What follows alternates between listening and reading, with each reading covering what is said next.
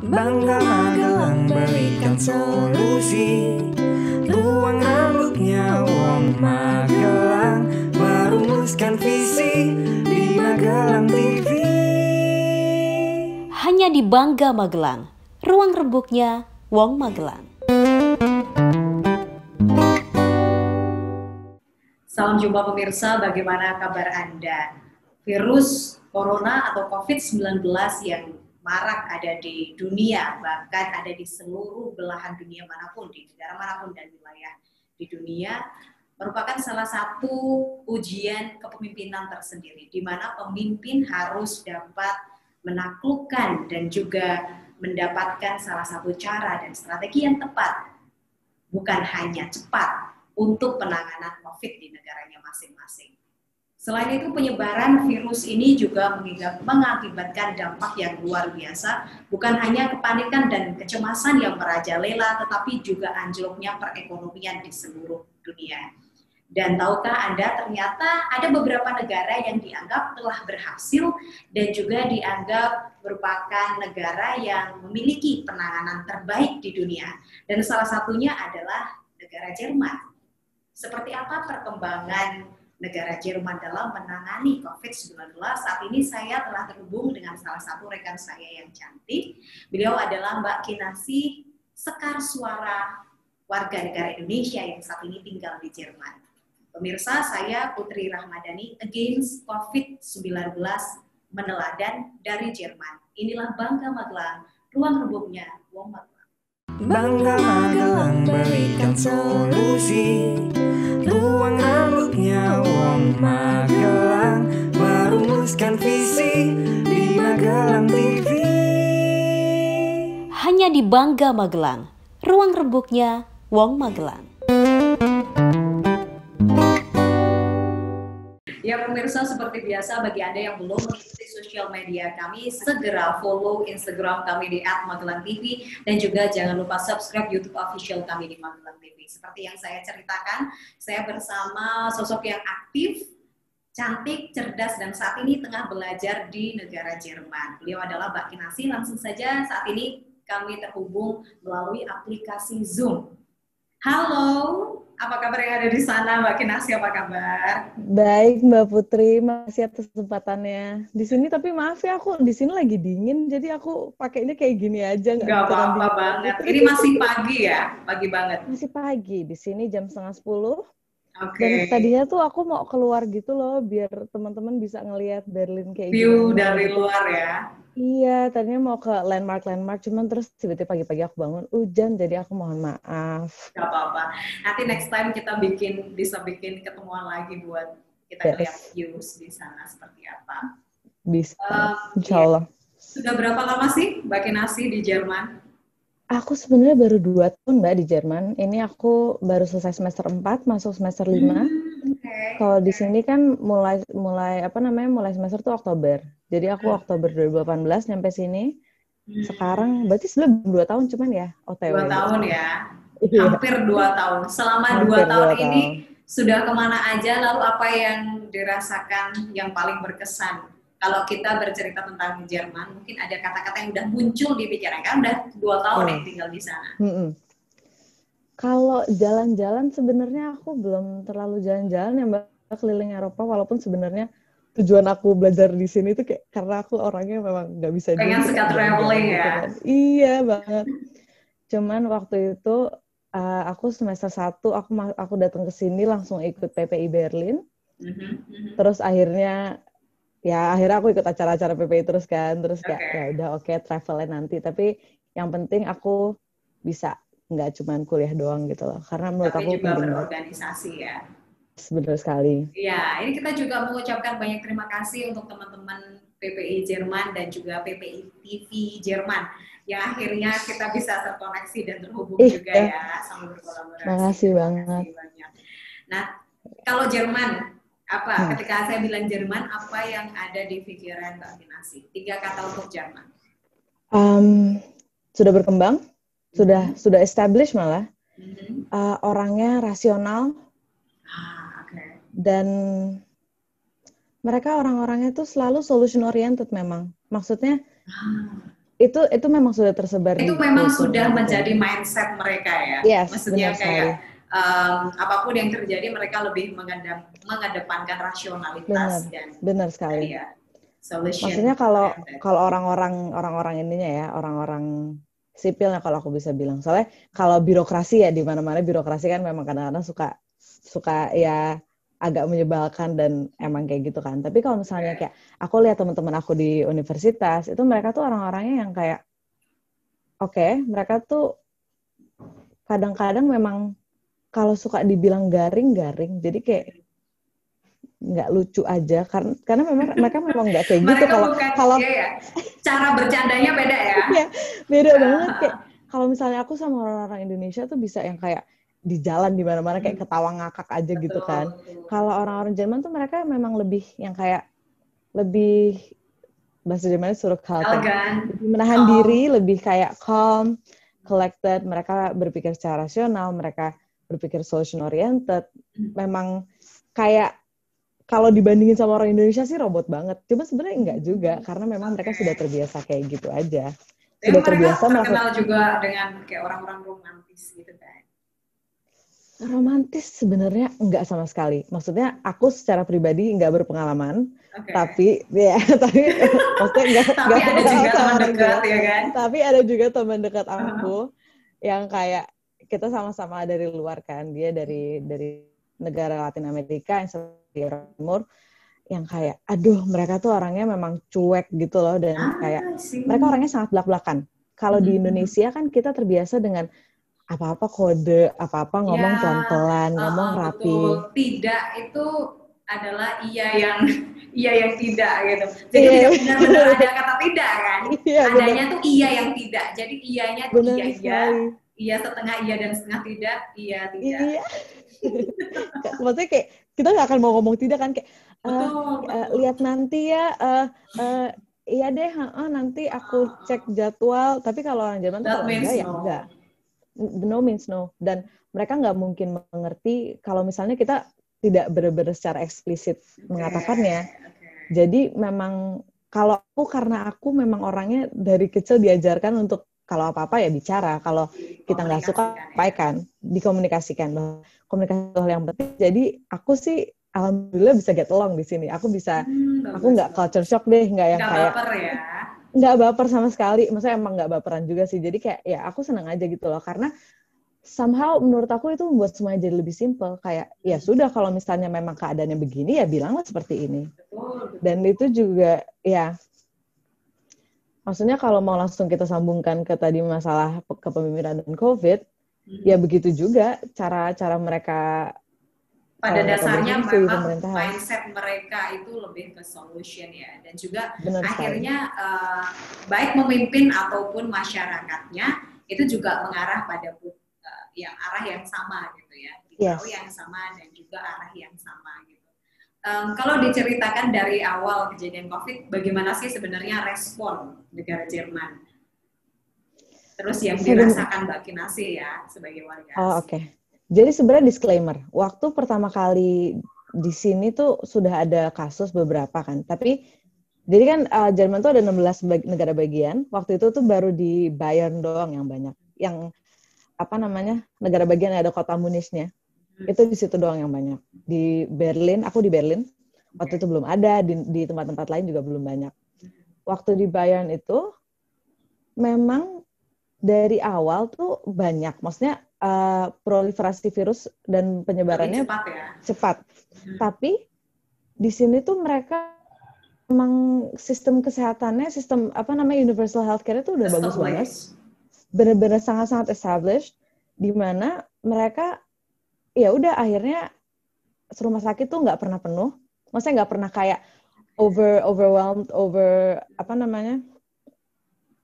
ya pokoknya nggak pernah kelebihan sampai mereka nggak bisa nerima pasien lagi, dan akhirnya ya udah yang memang harus dirawat menerima perawatan yang benar, yang memang hanya perlu karantina mandiri, tapi akhirnya tingkat kematiannya tuh salah satu yang paling kecil di dunia di Jerman itu. Betul. Dan salah satu negara dengan penanganan COVID terbaik di dunia. Ini tuh keren kalau banget itu kan. Aku mesti setuju sih. Betul. Jadi kenapa hadir salah satu topik ini ya, aku rasa mungkin tidak ada salahnya. Tidak pernah ada salahnya jika negara kita tercinta ini belajar dari negara manapun untuk menang. Itu benar. Kan? Maksudnya yang buruk ya, ditinggal, yang baik diambil. Oh iya, of course, Mbak. Iya, oke. Nanti kita ambil yang baik-baik. Setelah jeda pariwara berikut ini, pemirsa tetaplah bersama kami di Bangga Magelang, ruang rembuknya Wong Magelang.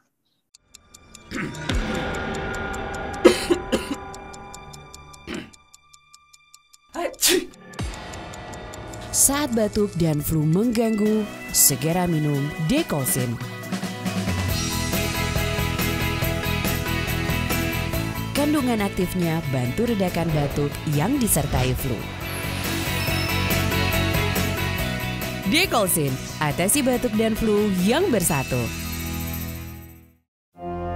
Tiap hari selalu datang bersama tantangan, dan yang pertama menghadapinya adalah wajahmu. Bantu wajahmu hadapi kotoran, polusi, dan debu. Hadapilah hari dengan kekuatan alam. Himalayan Neem Face Wash dengan ekstrak daun neem mengangkat kotoran dan bakteri dari pori-pori, bantu melawan masalah kulit.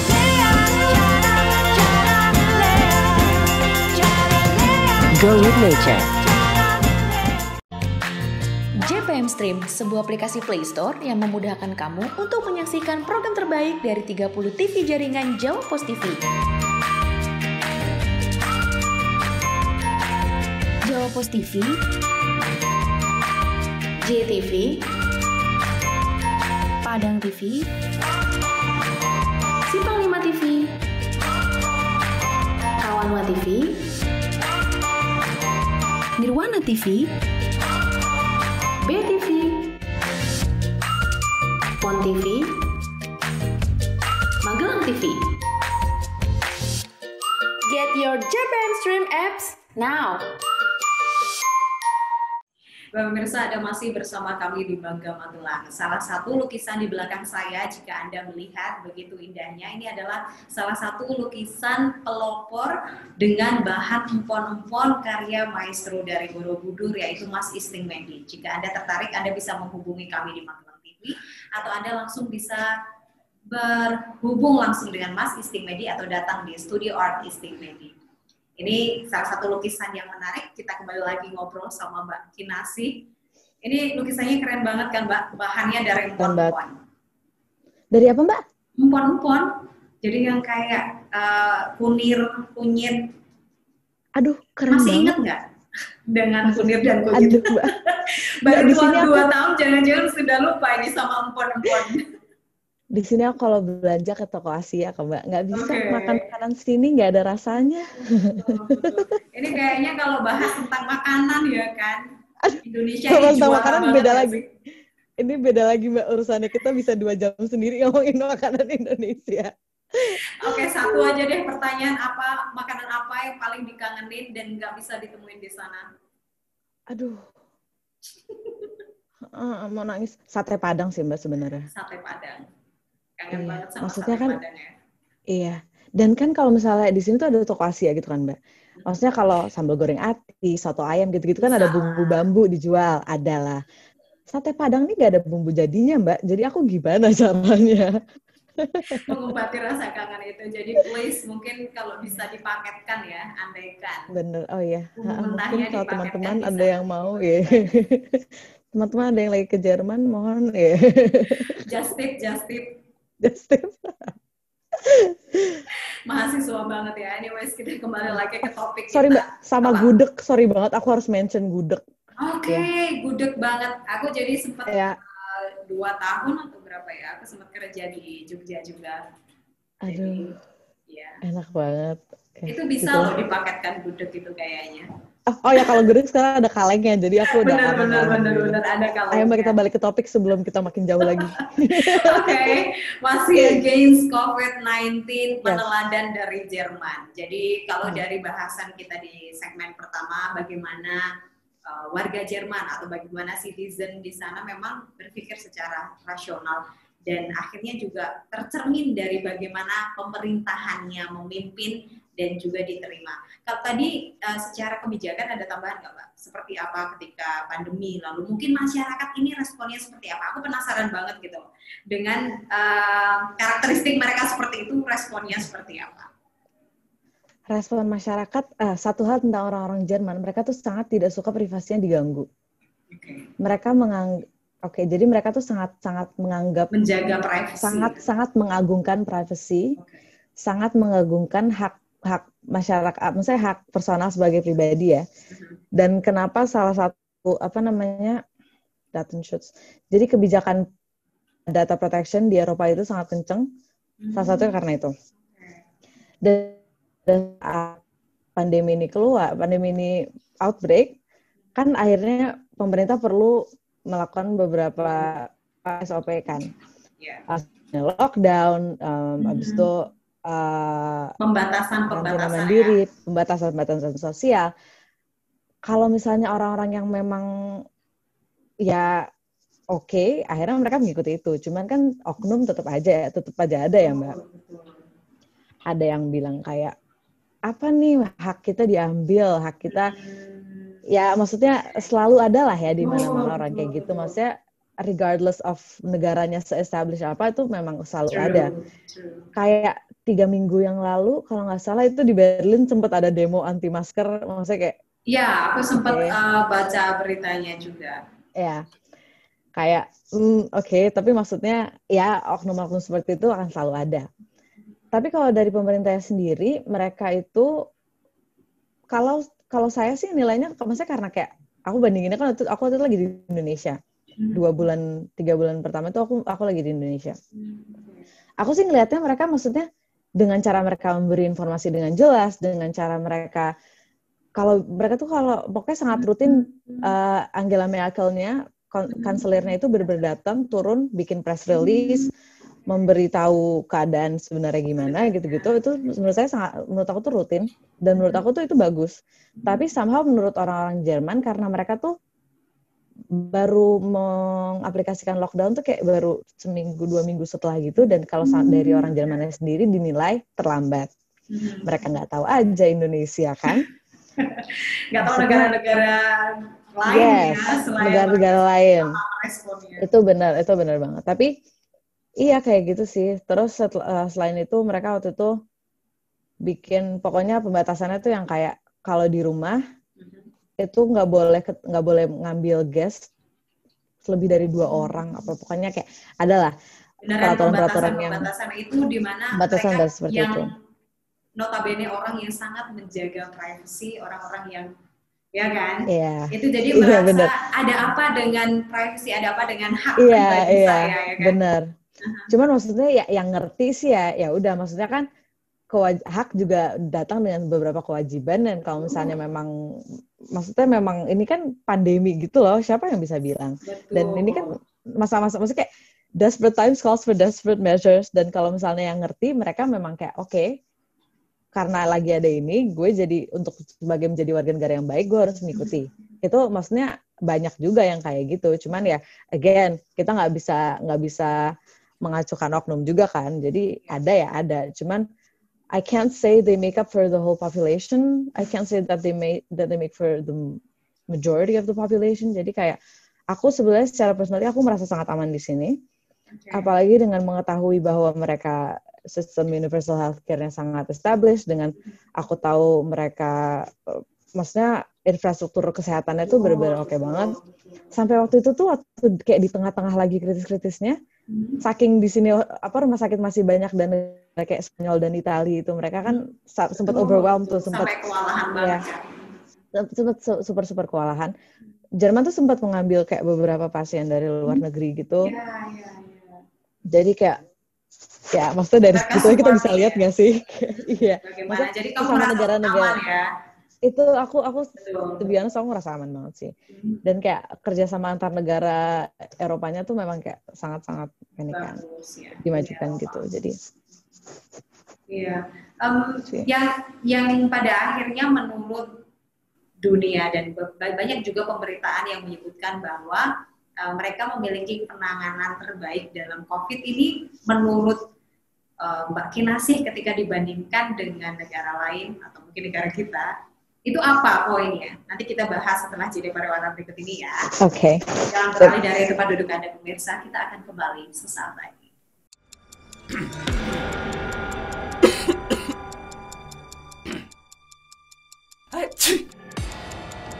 Saat batuk dan flu mengganggu, segera minum Dekolsin. Kandungan aktifnya bantu redakan batuk yang disertai flu. Dekolsin, atasi batuk dan flu yang bersatu. Tiap hari selalu datang bersama tantangan, dan yang pertama menghadapinya adalah wajahmu. Bantu wajahmu hadapi kotoran, polusi, dan debu. Hadapilah hari dengan kekuatan alam. Himalayan Neem Face Wash dengan ekstrak daun neem mengangkat kotoran dan bakteri dari pori-pori, bantu melawan masalah kulit.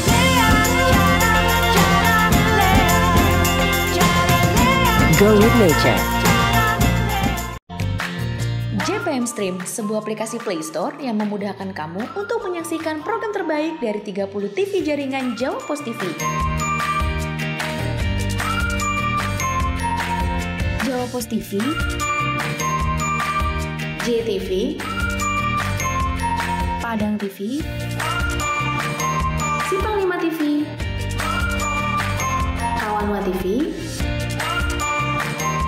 Nirwana TV, BTV, Pon TV, Magelang TV. Get your JPM Stream apps now. Ya pemirsa, Anda kembali bersama kami di Bangga Magelang, ruang rembuknya Wong Magelang. Dan kita pada pertanyaan bagaimana kondisi saat ini di Jerman dan kenapa Jerman menjadi salah satu negara dengan penanganan COVID terbaik di dunia. Kembali lagi dengan Mbak Kinasih.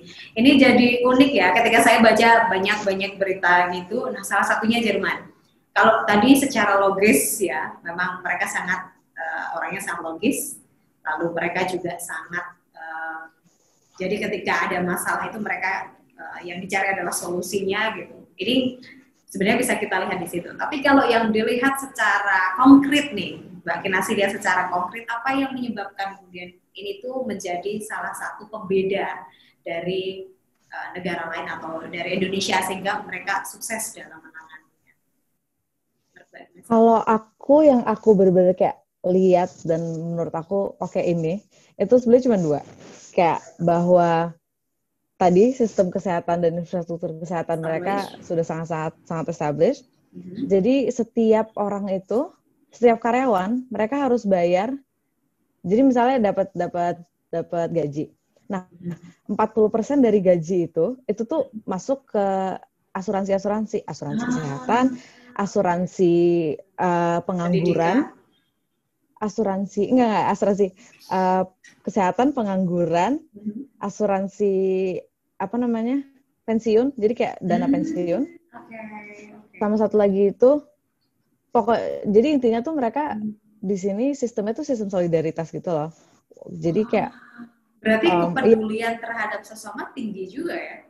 Itu walaupun secara struktural, maksudnya kepeduliannya kan bukan yang kayak orang bener-bener lend a hand, tapi secara struktural, tapi iya maksudnya menurut aku itu something banget bahwa sampai sekarang masih berjalan tanpa kayak ada yang kayak berevolusi bilang nggak mau bayar gitu kan nggak ada. Atau jadi tanpa ketidakrelaan hati atau segala macam itu benar. Berjalan sesuai dengan bahwa ini adalah kebutuhan kita bersama gitu ya. Iya benar. Keren. Itu udah bagus banget. Jadi di mana kayak aku aja sebagai student aku mesti bayar kayak asuransi kesehatan. Jadi kayak aku kalau misalnya ngecek dokter gitu gratis. Kalau aku beli obatnya pasti harganya yang reduce gitu-gitu. Jadi menurut aku main pointnya sih sebenarnya itu. Bahwa ya oke, mereka benar-benar fokus di situ, mereka menyadari kepentingan kesehatan dan jadi mereka membangun infrastruktur sedemikian rupa. Satu lagi adalah bahwa Angela Merkel pemimpinnya itu, dia tuh memang scientist, dia tuh physicist astrophysicist gitu kalau nggak salah. Jadi dia mengerti, maksudnya dengan adanya outbreak ini bagaimana cara di handle outbreak dari approach scientificnya dia juga ngerti, dan dia juga mengerti betapa pentingnya penyampaian informasi yang jelas dan yang satu gitu lah. Penyampaian Itu. informasi yang jelas dan juga terfokus gitu ya. Jadi kemudian ada meminimalisir informasi yang tidak benar gitu, hoax segala macam. Itu benar banget. Itu juara ya. Menurut aku itu penting banget sih menurut aku. Karena ya dari situ jadi rakyat tahu sumber informasi yang reliable itu yang mana, dan rakyat percaya sama pemerintah, dan akhirnya kalau pemerintah ngomong apa, ya rakyat ikutin. Maksudnya aside from oknum yang tadi ya, cuman kayak oke, kita nggak ngomongin itu sekarang. Tapi maksudnya dengan bahwa rakyat itu merespek dan percaya, sebenarnya percaya itu kan Mbak yang susah maksudnya kita secara manusia aja kan susah ya dapat percaya orang, itu sesuatu yang kita harus raih. Jadi disitulah dengan pemerintah yang sudah meraih kepercayaan masyarakat, akhirnya pemerintah lebih mudah mengatur. Apa sih yang membuat masyarakat percaya selain kinerja mereka yang memang bagus dan juga searah ya? Aku nggak paham. Ketika di Indonesia kan masyarakat ya kita anggap tidak semua ya percaya dengan kebijakan dan apa yang sudah dibuat pemerintah, sehingga akhirnya carut marut gitu. Pakai masker ya lo ya gue gitu.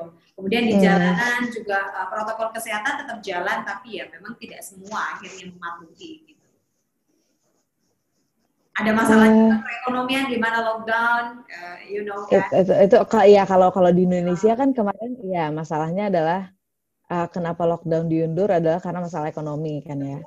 Dan maksudnya kalau misalnya kita mau bandingin agak susah sih, memang Indonesia negara yang besar dengan populasi yang besar, itu sangat nggak apple to apple. Negara yang besar, populasi besar, pulaunya banyak banget, 17.000, kayak cuy kita tuh sebenarnya besar banget, dan ini keren banget, dan bahwa masih ada pemerintah yang jalan aja menurut aku tuh udah kayak oke banget kayak. Kalau jalan mereka itu iya, maksudnya kayak aku acknowledge betapa itu sebuah tantangan yang besar. Kalau Jerman kan sebenarnya kalau kita pikir-pikir dia populasinya cuma 80 jutaan, negara satu, dan maksudnya semuanya reachable via darat. Cuman itu tadi bahwa kayak pemerintah menyadari pentingnya menyampaikan informasi yang benar, dan pentingnya kita handle ini dengan cara saintifik, karena ini kan masalah saintifik. Ini masalah outbreak biologi, jadi kayak aku suka sih bahasamu, gimana Mbak Kinasi bilangnya, pendekatannya dengan scientific gitu. Benar banget. Maksudnya kita nggak boleh berpikir ke arah mana-mana ya. This is benar. Gitu. Karena kayak ya maksudnya problem ini adalah problem yang ditimbulkan oleh sesuatu yang biologi. Maksudnya kayak nggak bisa didinai gitu loh bahwa ini tuh ada.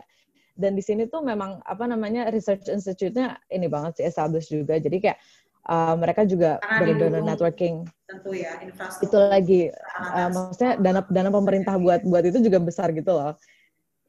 Jadi kayak ya udah. Terus abis itu mereka tuh networking antar negara bagiannya juga bagus, pembagian informasi bagus, terus sentralisasi bahwa informasi tentang kayak jumlah yang kena gitu-gitu tuh masuk semua ke Robert Koch Institute namanya.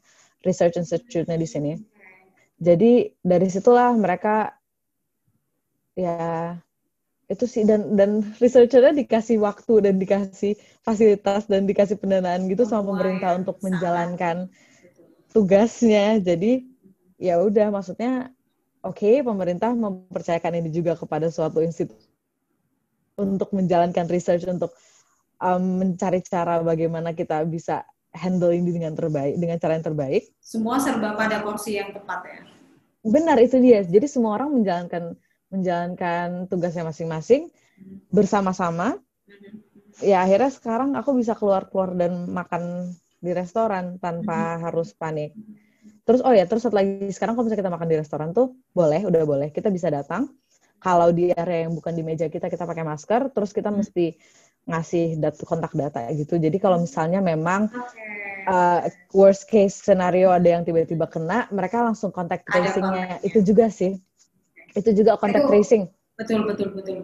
Itu kepedulian terhadap sesama yang tinggi juga loh. Maksudnya itu iya. Karena ini tuh kaitannya nggak sama diri kita sendiri gitu kan. Oke, terakhir. Karena ini sudah benar-benar segmen terakhir ya.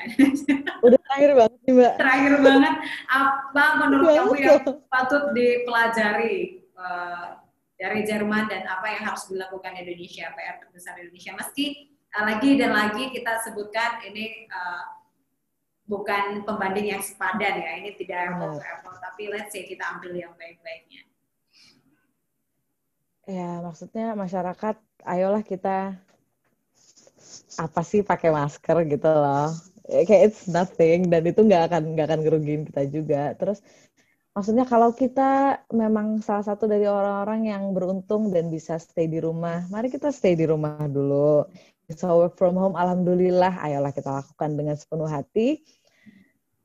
Dan satu lagi sih, maksudnya pemerintah harus bisa mencari cara bagaimanapun untuk mulai belajar memberikan informasi dengan jelas, informasi yang berdasarkan riset, yang berdasarkan sains, yang akurat, yang satu dan koheren, yang nggak simpang siur.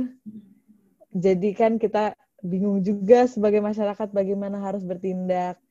Jadi ya ayolah kita coba jalankan porsinya masing-masing, itu kan sebenarnya yang penting. Kita semua udah punya role masing-masing, and let's do it wholeheartedly. Bismillah, semoga situasinya sebentar lagi makin baik, kita semua bisa balik ke senormal-normalnya mungkin. Amin. Walaupun mungkin akan nggak senormal dulu, tapi ya it's normal. Yeah. Again, it's gonna be normal. It's gonna be new normal, dan ya semoga kita semua bisa beradaptasi dengan baik. Semoga kita semua tetap sehat ya, all. Tetap sehat. Amin. Mbak juga, Mas dan terima kasih banyak Mbak Kinasi. Sukses untuk studinya di sana. Salam untuk teman-teman PPI Jerman dan juga PPTV Jerman. Siapapun yang ada di sana, jaga kesehatan ya. Nanti kita ngobrol. Iya Mbak. Iya. Makasih ya Mbak atas waktunya. Terima kasih juga. Itu tadi pemirsa obrolan menarik bersama Mbak Kinasi, salah satu warga negara Indonesia yang saat ini berada di Jerman. Memang banyak cara yang dilakukan, adapun strategi khusus ataupun istimewa yang dilakukan para pemimpin di luar sana yang dianggap telah berhasil dalam menangani COVID-19. Banyak hal juga yang bisa kita pelajari dari apa yang telah dilakukan negara lain. Memang ada satu hal yang menarik di mana pembicaraan saya dengan Mbak Kinasi adalah bagaimana empati dan juga kepedulian itu diinformasikan dengan baik kepada masyarakat sehingga hasilnya pun akan lebih baik. Tidak bisa dilakukan sendiri, tentu dengan kebersamaan kita bisa melakukannya bersama. Saya Putri Rahmadani, sampai jumpa. Bangga Magelang berikan solusi, ruang rambutnya Wong Magelang, merumuskan visi di Magelang TV. Hanya di Bangga Magelang, ruang rembuknya Wong Magelang.